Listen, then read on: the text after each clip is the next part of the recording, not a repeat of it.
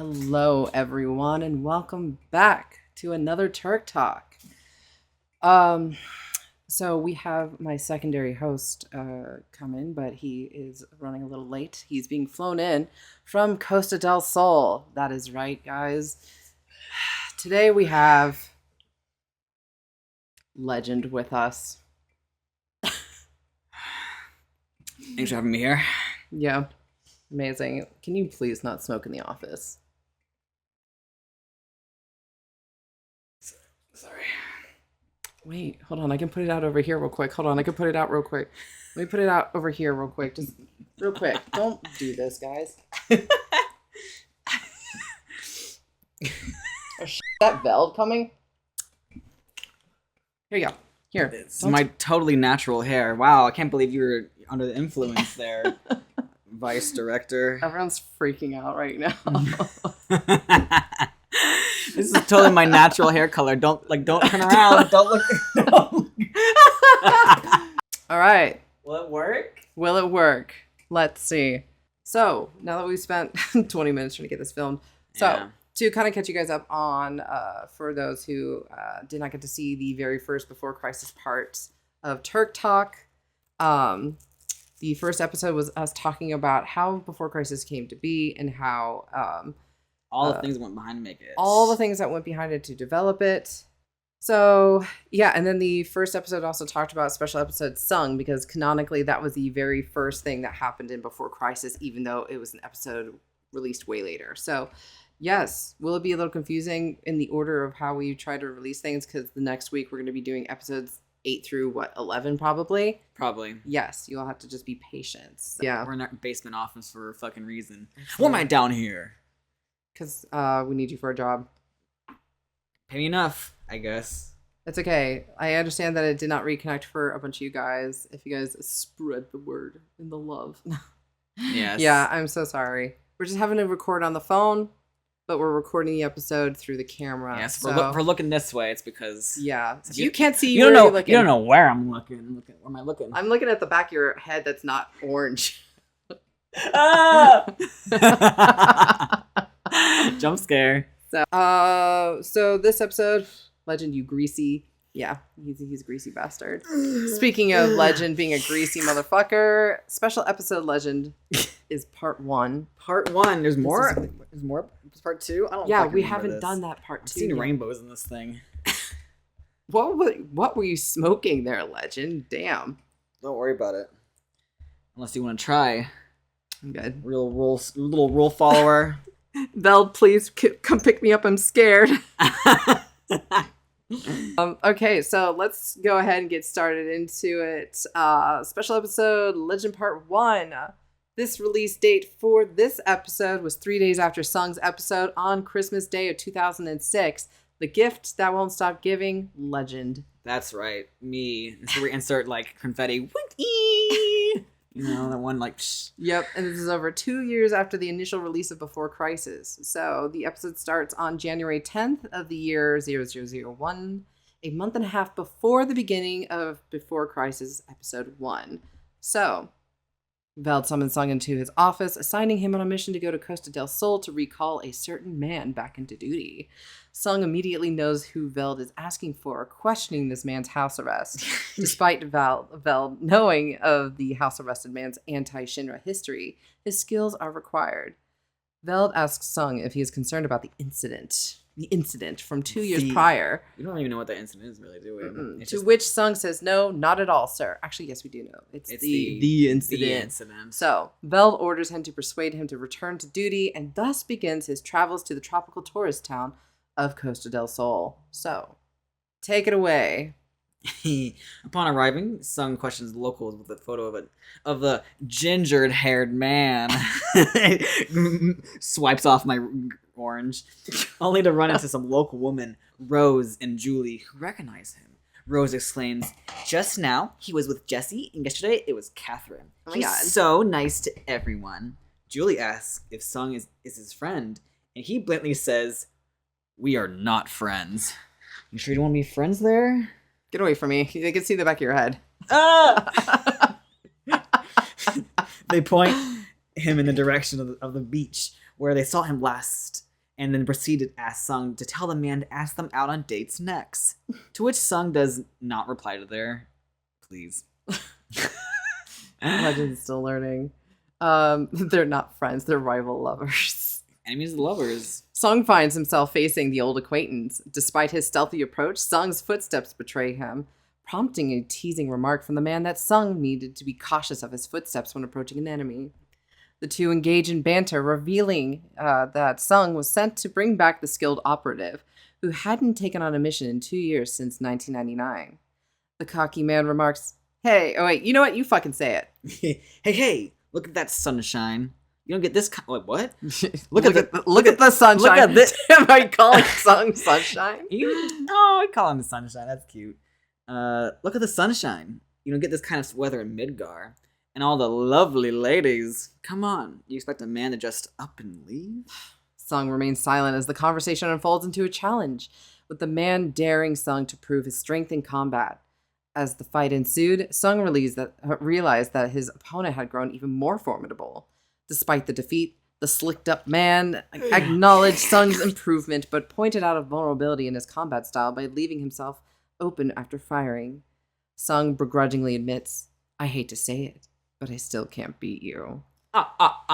His targeted man laughs. Sucks to lose all the time. Sung sinks into reflection. Oh, wait, hold on. Blah, blah, blah, blah. I hate to say it, but I still can't beat you. His targeted man laughs, saying, I was looking the wrong way. Yeah, I'm sure. You pointed a gun at me the first time we met, too. Sung sinks into the reflection of meeting the man for the first time. Amidst the war, the legend of a man hailed as the strongest covert operative to stalk the battlefield. With his real name left unknown, he was known and feared as the Grim Reaper of the battlefield, or the Death God of the battlefield, which you absolutely forgot your own nickname. I did. I was like, who am I? Go ahead, get started. The narrative shifts back. This goes to 2 years prior. Yes. The narrative shifts back in time to 11/10.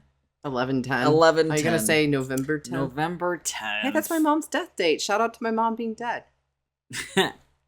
Yay! Sick! In the year 1999, in Midgar, at the Turks' headquarters, Veld and Sung stand within the office as Chief Veld welcomes in the newest member of the Turks, telling his vice director to brief him on the mission. In comes another black-suited man with white snakeskin boots, black gloves, a loosely knotted tie. Oh, gold-rimmed sunglasses. Fuck! They're gold! Don't look at me. Good luck. Look what my hair said. They're gold. How girly pop of you. That one's dang. These are too big. They look fucking massive. I need gold You ones. look like toddler legend. It's a baby. Just put on your other glasses. They're gold in your heart. They're gold in my heart. Whoops. And slicked back ginger hair with Slick back. with mutton chops that almost hug down along his jawline. My totally real mutton chops. Sung is shocked to see who comes walking through the door and draws his pistol on him, asking, I lost my place. Stop. That man. What is he doing here, sir? Have you forgotten about that time? I won't accept this. Vel commands Sung to put his gun down and to allow him to explain. The arrogant man exclaims to Sung, "Try and shoot me and I'll beat the stuffing out of you. Don't you think it's pretty cheap to threaten a man with your gun out?" A frenzied Sung is once again ordered by Vel to stand back, exclaiming, I have not forgotten what happened 3 years ago. I understand how you feel, but restrain yourself for now. Oh, that was Vel, that song. Oh, whatever. As for the incident of what happened 3 years ago in 1996 remains unknown, but most likely it has something to do with the war and anti-Shinra groups that hired the man to help their fight against Shinra. Vel exclaims that he called him here to assist with the growing anti-Shinra activity due to the war exhausting Shinra's resources. Vel knows this man could bring an invaluable advantage to Shinra and the Turks. Sung has to swallow the hard pill before he asks the man's name, in which he simply exclaims his name is Legend, and thus a name is born sought after me. Legend exclaims. Oh, hey, old man. At Veld. Let's get this show on the road. I'm bad with long-winded explanations. Vel tells Sung that he's supposed to be supporting him on this mission to fill Legend in on the mission details while on the way to the coordinates. Within the game, Legend is given the choice to pick either time bombs or remote control bombs. That's cool. That was the choice you got. In a dimly lit room at the secretive arms factory, Legend and Sung, two individuals with contrasting demeanors, go over the details of the upcoming mission. Legend, the confident and somewhat brash operative, seeks clarification on the mission's objectives, dismissing their kidnapped target as some geezer until corrected by Sung. Sung, the composed and strategic counterpart, provides details about their target, Mr. Raynor, an arms dealer with ties to Shinra and the demands of the kidnappers. So Sung and Legend have a conversation, and it goes Are you ready? Such as this. Go over the mission objectives one more time. Save some kidnapped geezer and wipe out the kidnappers, right? He's not some geezer. His name is Mr. Raynor. Anyway, he's an arms dealer. Correct. And he has ties to Shinra. The occupied arm factories belong to the company. Or his company. So what are the kidnappers' demands? We just received them. The first is funds for their operations. Give them the money then. The second is to release political prisoners held at Corel Prison. Return their buddies then. Shinra is not in a situation where it can comply with those demands. The arms factory is secret. It goes without saying that we can't let the world know of its existence. Sheesh. Rebels are so greedy.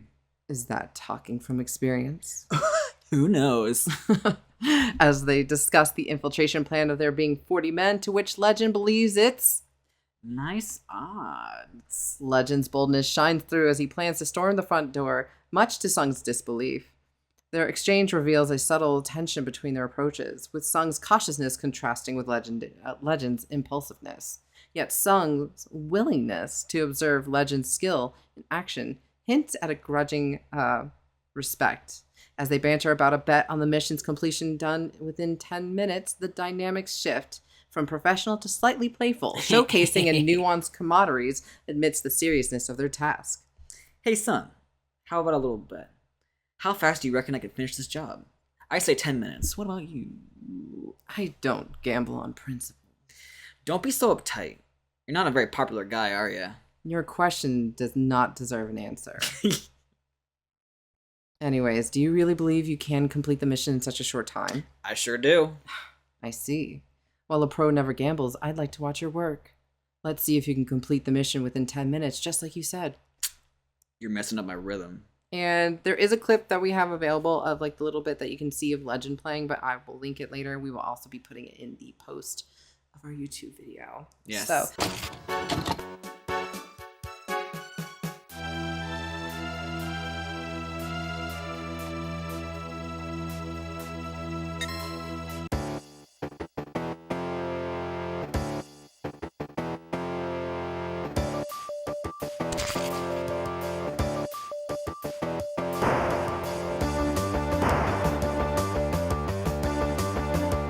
Legend busts in through the front as the mercenaries exclaim the Turks are here.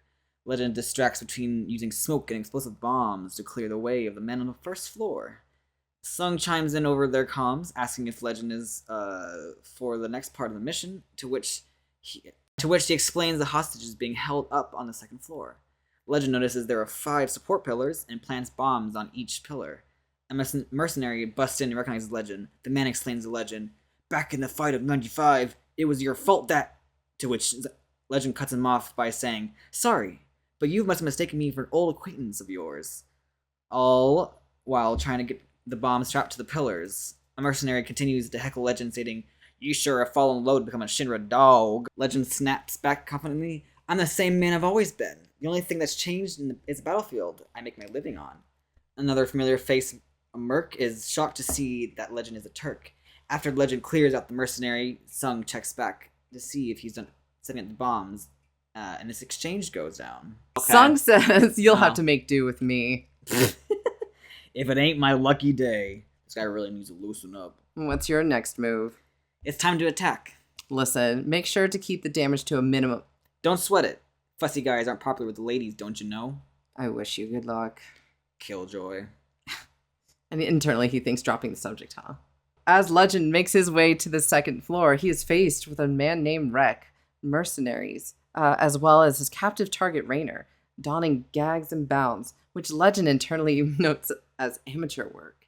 Rek's realization dawned on who it was with the familiar sound of explosions, and he confronted Legend, the Grim Reaper of the battlefield, about him working for Shinra now. Astonished by Legend's affiliation, Rek questions his motives. Legend casually explained that Shinra was merely buying his services, prompting Rek to express his determination to prevent Legend from escaping this time. Unfazed, Legend asserted his adherence to his own personal rules, like never making a woman cry and never turning his back on a fight. As the confrontation escalated, Legend effortlessly dealt with the mercenaries with the press of his remote-controlled bomb and reminisced about their shared history in the 1995 operation. Whatever that is. Legend and Rek then battle it out, to which Rek is fatally injured. Rek asks Legend if he recognizes Raynor, prompting Legend to inquire about his knowledge from an event that took place in 1997, hinting at lingering rumors to the mysterious 2-year prior mission that rustled Legend's jimmies. As Rek succumbs to his wounds, Legend turns to his target, Raynor, removing his gag. Raynor chastises Legend by saying, "You! How long were you planning to keep me waiting?" And in that moment, Legend recognizes his voice. He notes that this man has had surgery and changed his name, but he can still recognize the core of this person as someone from his past. Raynor continues to try to play it up as if he is someone Legend doesn't know, telling him to hurry up and rescue him. But then Legend phones in Sung to tell him, "Tell old man Veld that I ran into someone from back in 1997. Hanging up on Sung, Legend turns his attention back to Raynor, questioning him if he remembered what happened back in 97. Raynor exclaims, "What are you talking about? How do you expect me to recall anything when I can't even move my hands and feet? Though a little money might help me remember whatever it is you're talking about." All while the building is crumbling from Legend's bombs. He's not pleased with the offer, instead retorts with a bet of his own. I'll do Raynor. Alright. How about a little bet, old man? I'll get you out of here in one piece if you can help me refresh my memory. A bet? Are you out of your mind? So you're not going to lift a finger to save your own life? I guess the time's up then. You. Since when do the Turks abandon their missions? I don't know about the Turks, but I do things my own way. Wait! That dirty rat. Legend proceeds to leave the building with Raynor in it, collapsing and killing him. Legend and Sung return to Midgar, where Sung is inquiring about Legend's punishment for neglecting his duties of bringing back Raynor alive. Veld states that he is to be put under house arrest in Costa del Sol. Sung internally is outraged that not only did he abandon his mission as a Turk, he left an important Shinra affiliate behind to die, and then gets to be put under house arrest in a sunny resort town. Despite Sung's silent outrage, Veld explains that Shinra's greatest concern with the secrets Raynor and the arms factory would leak, but since they were all eliminated, Shinra's safety was ensured. Sung questions that despite the fact Legend did not do what he was originally planned to do, that he accomplished to still secure Shinra's safety, and that would be a loss to dispose of Legend and his abilities. I mean, I love that because I truly the fact that Legend was like, "Oops, didn't finish mission, but I don't really care," and Veld's like, "I don't really give a shit either, as long as it's all ruined and gone." That's all shit we cared about is now gone, so it never existed in the first place. Bye. Truly, I don't care. And that's the great thing I like to think about with Veld, because Veld really does think about how could something get done, especially if he can utilize like an emotionally invested person. Right. Because if you think about it, whether Legend brought the guy back and they secured the arms factory, a win. Right. But if they killed and destroyed it, a win. Because the secrets of Shinra would have been eliminated or secured. So Veld is very smart to be issuing Legend to do this job. For sure. You lose your tip? I lost my tip. Ugh, Legend lost the tip. Lost the tip. Lost the tip. What the fuck? You keep looking for it. I'll keep going. So correct, states Veld. But the chief can still tell that Sung is upset by the decision. Questioning what's on his mind, Sung states, "I understand why you had me work together with him. His skills are indeed first rate. Completing the mission shouldn't have been a problem for someone of his caliber. Why he decided to abandon it is beyond me." This prompts Veld to ask if Legend mentioned anything about an incident from 1997. Sung says yes, recalling something about an anti-Shinra group that had threatened to occupy one of the company's Mako reactors. Veld notes that Raynor offered to supply the anti-Shinra group with weapons. Raynor traded with the terrorists before he started working for Shinra, forming strong ties with the anti-Shinra groups. The occupation of the Mako reactor failed, and records showed only 2 survivors, one being Rainer and the other being Legend. After the incident, Rainer changed his identity and began dealing with Shinra. Veld said that he was there that day, going to the reactor to confirm that the reactor was safe, but that is where he met Legend. He said Legend was a fearsome man and Veld was ready to fight him, but instead, Legend dropped his weapon. The only thing he held onto was a single red shoe, gripped in his left hand. Legend opened up his mouth and quietly said, "There is no reason to cry for a man who has no family, because even if he were to die today, no one would mourn him." Rainer had betrayed Legend, which caused all of Legend's comrades to be killed, including an orphaned young girl that was in his care. What the fuck? Legend only survived due to his own skills. Veld turned to Sung and asked Sung, "What would you have done on that mission had you have been in his shoes?" Sung, thinking for a moment, and says, "I would, ... And the flashback cuts back from 1999 and goes back to present time of January 10th, 0001 in Costa del Sol. Legend notices Sung is deep in thought. Literally, Sung's just standing there, like, thinking about deep in thought, and asks him what's the matter. Sung reflected on Legend's past before finally chiming in with a vulnerable and somewhat emotional reply to the ginger-haired Turk, saying, I don't know. But if I had my friends been betrayed and killed, if there had been a little girl amongst them, if they had been people precious to me, then I might have done the same thing that you have done." Wow. Legend's tone softens, but simply tells Sung, "You say some weird things." Sung once again asks Legend to come back to the Turks, and that they need him. Legend says, since he settled the score with Rainer, that he doesn't have any particular attachment to Shinra, and tells Sung this. There are good times and there are bad times. Wow, Legend. Wow, good job, Legend. Poet. Amazing Quote. Poet. Quote Legend, January 10th, 0001. What you need is the will to see things to the end. The will? Tell that to the old man. All right, I'll tell him. To tell you the truth, playing around here is good enough for me. Returning to duty would be a pain, and more importantly, I've got a date tomorrow. Sung internally thinks, is that really why you won't return? And then outwardly he speaks, if that's your decision, I'll respect it. But don't forget that the chief is waiting for you to come back. I think the time will come when we fight side by side again. That is all. So that wraps up for special episode Legend. You can fucking leave now. All right, I'm kidding. Fuck. I'm out of here. See ya. See ya. Thank fuck. Woo! It's like YouTube outro music. Getting into episode 1, it's actually going to be a very, very short episode, considering that episode 1 of Before Crisis is pretty much a tutorial stage. So, sure is. To kind of give you those bases for those who don't know anything about Before Crisis, you are given the option to start off with any 6, actually technically only 4 Turks in the beginning, which is gun, rod, shotgun, and 2 guns. As the story progresses, you have points that you can go and unlock the other Turks, which is martial arts, mask, and femme. And then coming out too. And then katana and cisne. And then eventually nunchuck and knife. But those were all for different things. You will learn all that information in the first episode. So, but episode 1, Those That Lurk in the Night.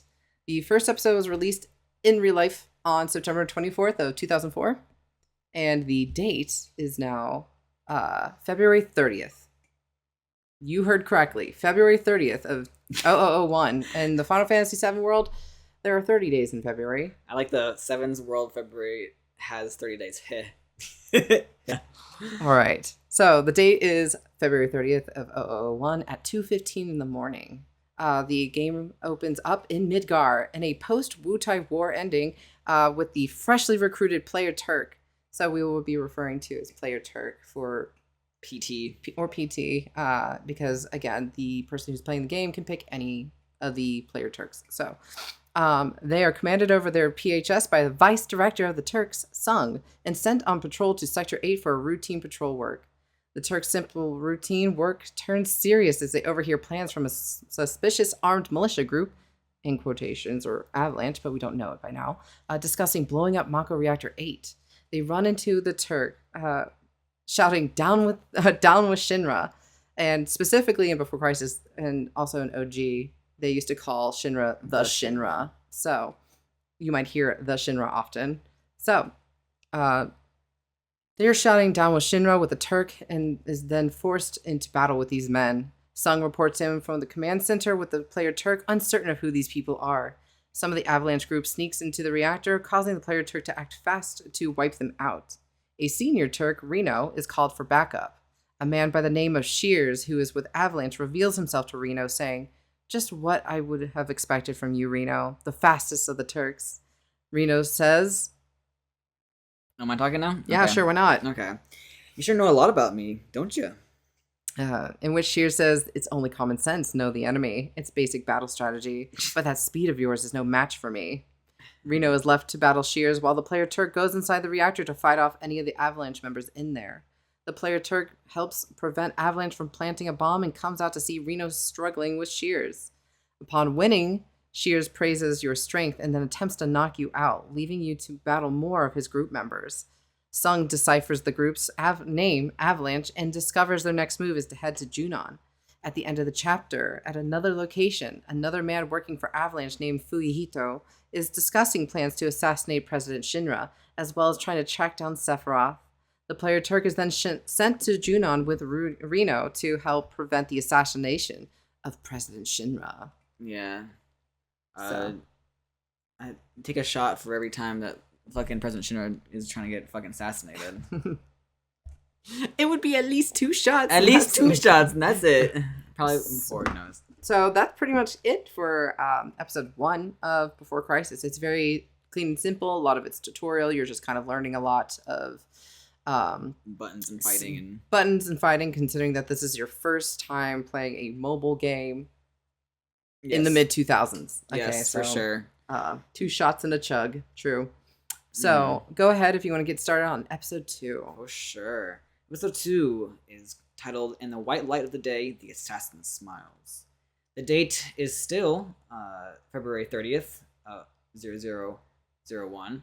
The player Turk and Reno arrived to Junon, reporting to the Turk director Veld. The two are commanded to go to the hotel where the president is at, meeting him in his room. Avalanche members, including a special type soldier with stronger abilities, arrive and start taking down some of Shinra's security. Reno remarks how organized Avalanche is. Whoop. Right, I meant my space. Avalanche is to be getting past security. Veld shows up on a video monitor, explaining the situation via security footage, stating the building is swarming with Avalanche and it put off the inspection of the giant Mako cannon, the Sister Ray, one of Shinra's prize weapons they built. Reno is ordered to protect the president while player Turk is sent out to clean up as many Avalanche soldiers, while Veld sends for more backup with the Turks. President Shinra insists to Reno. President Shinra shits on Reno. President Shinra insists to Reno he still wants to lead the inspection and press conference. Player Turk single-handedly sweeps the hotel of many Avalanche operatives, impressing Reno. It gives way to the president to exit the building and out into the street. An Avalanche member tries to bomb the street from a third-story window, putting a gap between Reno and the president. Putting a... We're gonna demonetize the fucking YouTube saying this shit. It's fine. It'll just sound like a chocobo sound. So Reno tasks the player Turk. Oh, Reno tasks the player Turk to get the president to press to the press conference. Press into the president at the press conference. Woo! Where you're taken to protect him from his HP dropping too much. You battle many Avalanche operatives, including snipers who try taking their shot at him. He makes it to the conference room where 2 guards say they heard from quote-unquote your boss to watch outside the hotel. The player Turk leaves before discovering incapacitated Junon guards. Stating the other guards were a fake. They were fake? They were fake? Oh no. 2 disguised. I almost put my arm around you. Disgusting. Don't fucking look at me, legend. Stretching while I read this. The 2 disguised Avalanche operatives corner the president. Player Turk busts in, taking them down, and Reno finally catches up. President Shinra makes it to the press conference, preaching about the Junon army as the people's army, to serve and protect. Mid-conference, the power cuts off, causing high alarm. Player Turk is sent out to fight in the dark and turn on the power. Fuihito is proud to cut the speech short, saying, "After all, we've stopped President Shitra from airing in what I'm sure was a heartwarming speech." Fuihito introduces himself by the name and tries to leave before Player Turk shows up, battling Fuihito. And he showcases to be a formidable enemy with incredible speed and shooting skills. Fuihito and Player Turk battle it out, ending it with him still standing, addressing everyone to enjoy the fireworks show. Ooh, I love fireworks. It is revealed that the Avalanche has taken over the Mako cannon, and it's pointed directly at Midgar. Dun dun dun. Dun dun dun. In the middle of this going down, Rufus calls to... Okay, I forgot about this. In the middle of this fucking happening... Where is it? Where am I? Rufus calls to mock his father. It looks like you're having trouble there, doesn't it, old man? I've been watching via CCTV. Are you okay? The president exclaims that it's been a while since you've heard from Rufus, in which Rufus doesn't respond and simply remarks on new Turk's capabilities. Reno says it's their first day in the job, and Rufus remarks that he will remember that. Like President Shinra standing by being like, the fuck is happening right now? What's going What on? the fuck do you want, Rufus? Why are the Turks Why are you just talking and casually? mocking me? Yeah. And looks forward to seeing him in action again. Them in action again. Veld videos back in to tell the president and that the cannon has been fully seized, and the president changes the emergency levels from A to S. Rude and Reno, and the player Turk are sent to go again to gain back control of the cannon, which left the president open for Fuihito to enter the room and shoot the president.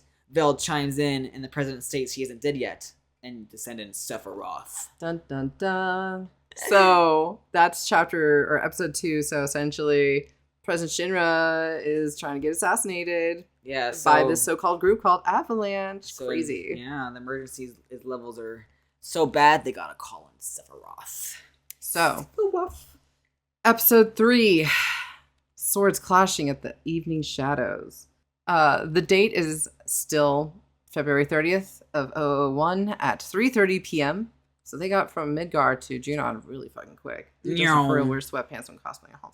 So true. Nobody's gonna see the shit underneath the fucking table. I like the fact that people are like all big and sexy, of like from waist up, and then they're wearing no pants. I got fucking sweatpants.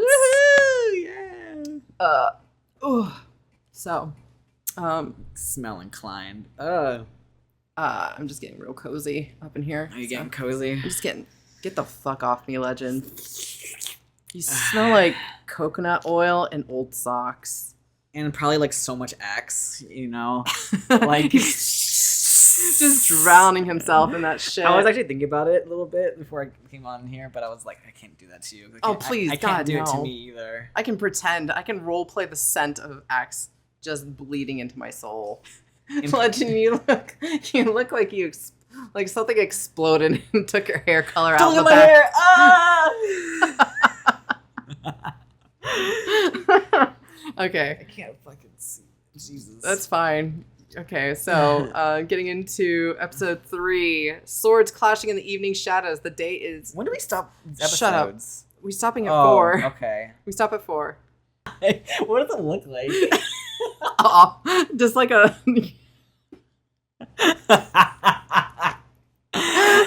It just looks like... Cool guys don't look at explosions. They turn around and walk away. It's just... Legend.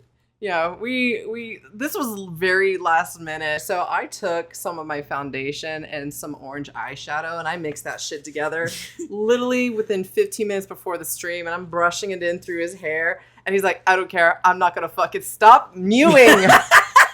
Legend, please stop mewing. And why won't you stop? And Harlow's just like, fuck it, I don't need full coverage. I'm just not gonna turn my head.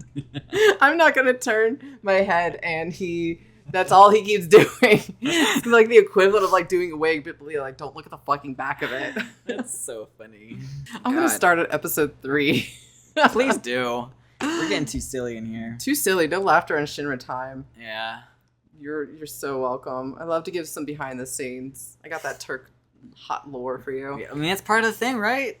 Legend muses canon. Oh, fucking absolutely. Legend also probably dabs. It's the fact that you have split hair. It just looks like you have like fucking orange hair with brown like backs, which honestly isn't that bad. Stop. Ew. God. I'm going to throw out of Are you sure? Millennials. Yeah, listen. Duh.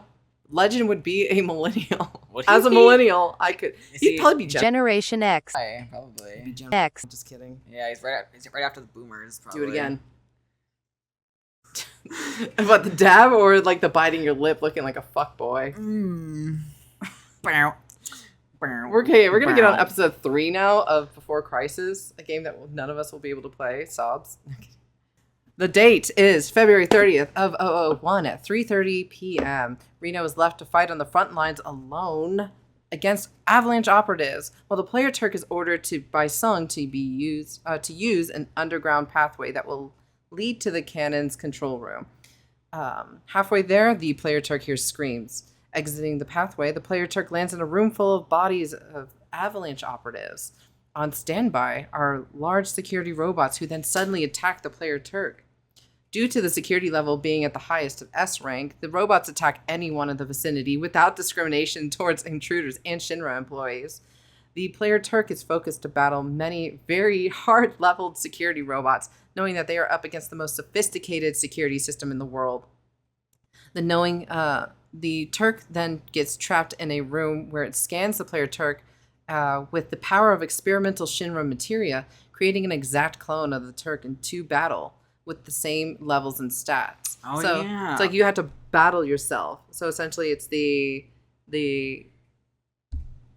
fighting your evil twin, Scott Pilgrim shit. Yes.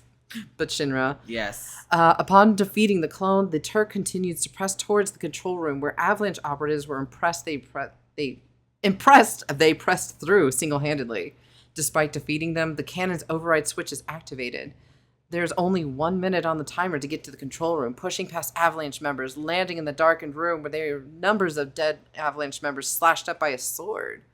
By the time the player Turk makes it to the control room, Sung calls to congratulate the Turk on stopping the cannon, but it had already been stopped. Sung remarks internally that it couldn't have been Sephiroth and that it was way too fast, even for him.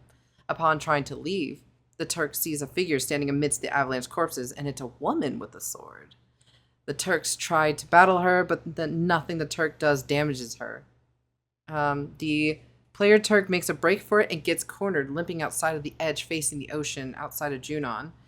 She attempts to attack, but is greeted with Sephiroth stepping in and swinging at her. The woman blocks the attack, leaving a small crater underneath her and Sephiroth. Sephiroth is impressed she managed to block even his attack and asks who she is. She states that her name is Elfe, the leader of Avalanche.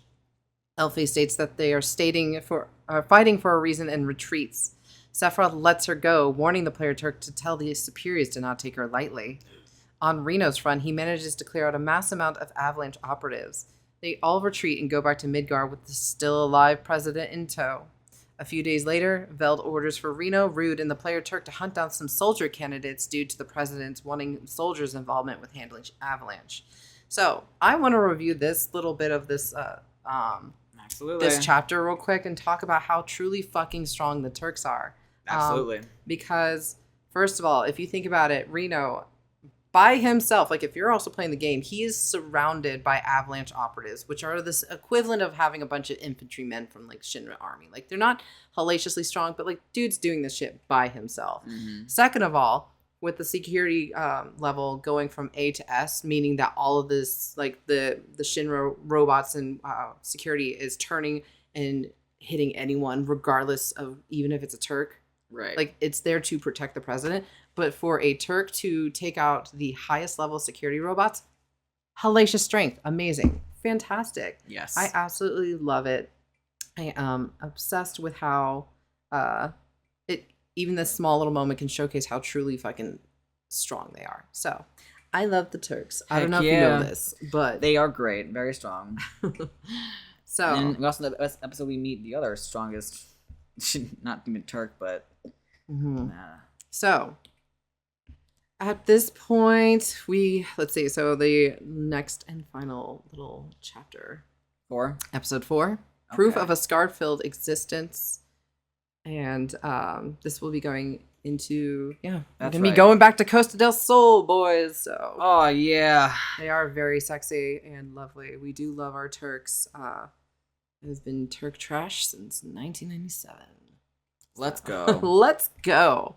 I don't think it's ever going to leave my system, so. As it shouldn't. Go ahead and get started, legend. Alrighty. Episode 4. Proof of a scarred field existence. 16 lays. 16 days later on March 16, 0001 at 3 p.m. in Costa del Sol, Reno, Rude, and the player Turk are tasked with recruiting potential soldier candidates. The player Turk is assigned to the club duel, a dueling arena to identify formidable individuals for soldier. Through successive rounds, the player Turk defeats opponents, culminating in triumph over the king, the club's undefeated champion. Spectators declare the player Turk as the new king. Concurrently, Reno and Rude gather more candidates, confining them within an electrified enclosure.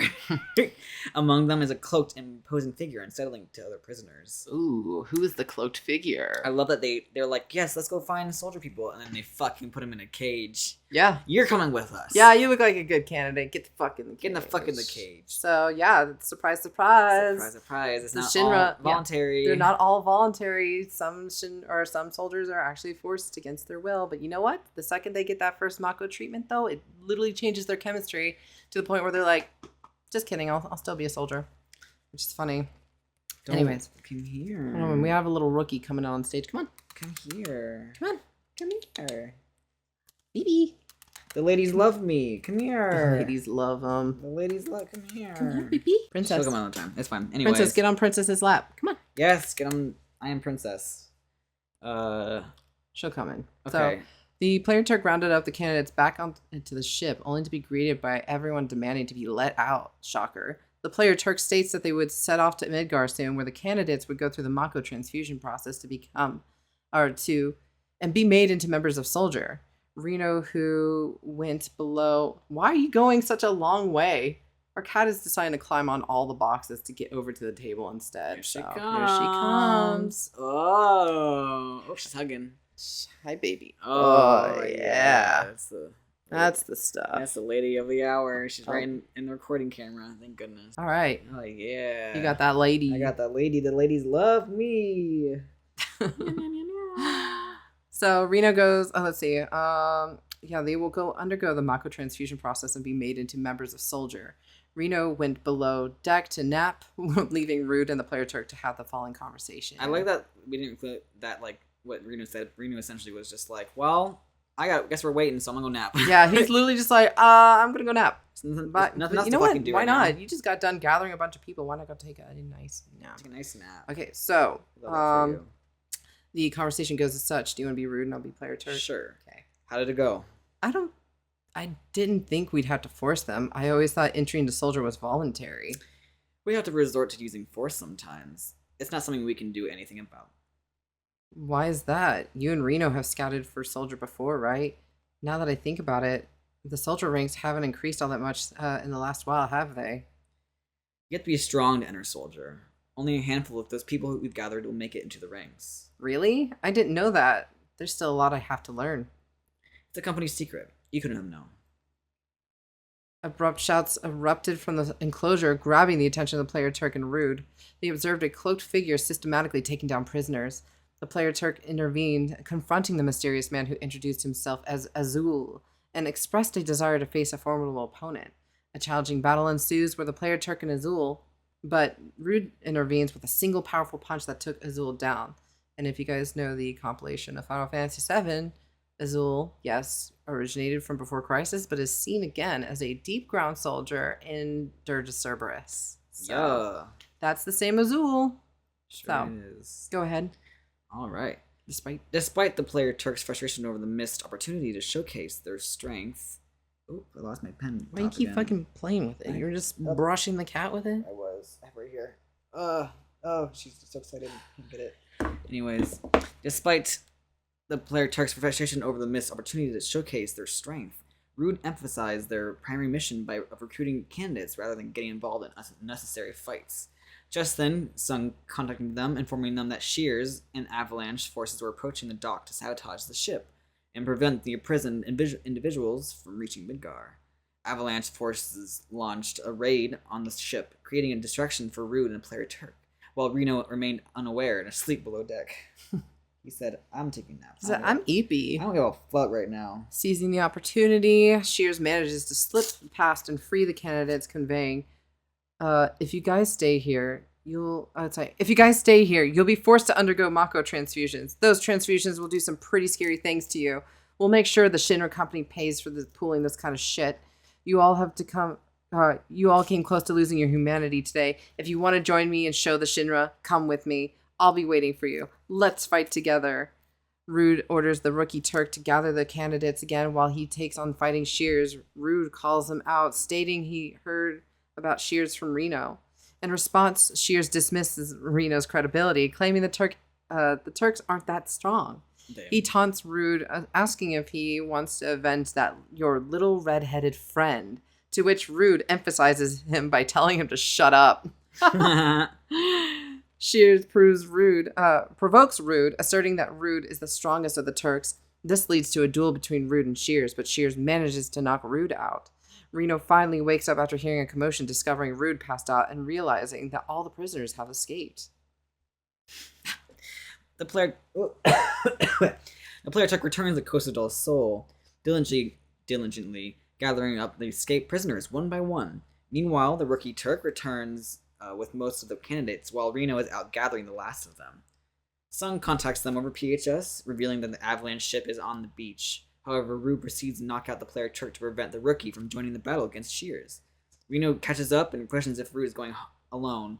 Receiving no response when asked if he was going to the beach, Rude simply says, do whatever you want. The player Turk regains consciousness and Azul appears, stating that he has changed his mind about running away with the prisoners. He expresses a desire to join Soldier. She's joining. So does she. She's like, I'm going to do this too. Good job. Soldier lady. Soldier princess. A battle between Azul and the player Turks ensued, resulting in Azul's defeat. He exclaims he's determined to become a soldier and become the strongest. Back on the beach, Reno and Rude engage in a duel with Shears overpowering him. Despite their dominance, Shears manages to escape. Dun, dun, dun. So that's pretty much kind of it for that. I see that there's special episode Reno. Did we cover that? That was, I think, oh god, that's a good question. I wanted to do that, but as Reno. So I don't know if we have to record that. That's okay. If we do, that's fine. We'll help teach you guys. She's straight up in front of you guys don't see it there, but Princess is just right in front of the camera that we're trying to record this episode on. I'm so glad people get to enjoy it afterwards. I know, it's a good time. So yeah, I mean that's kind of pretty much it for this episode then, with episodes 1 through 4 as well as special episode Legend. Mm-hmm. So we can, let's see, we still have some time. We still have about 30 minutes or so. If only our Wi-Fi worked, I'd be able to play Sims right now. Yeah, if our Wi-Fi worked, but I don't think it would be able to handle these streams. So. No. So thanks guys for joining us. Definitely let me before we go,